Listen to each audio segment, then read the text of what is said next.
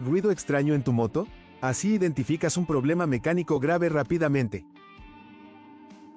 Imagina que conduces y de repente escuchas un golpeteo metálico o un chirrido agudo en tu moto.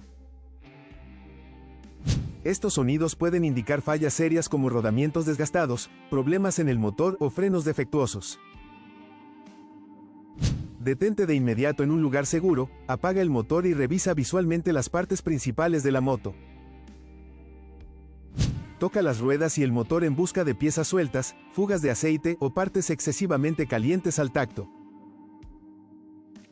Si el ruido persiste, evita usar la moto y contacta a un mecánico profesional para evitar daños mayores. Ahorra cientos de dólares aprendiendo mecánica de motos desde cero. Mantén tu moto en perfecto estado, evita fallas costosas y alarga su vida útil con técnicas paso a paso. Comenta, yo quiero, para más información.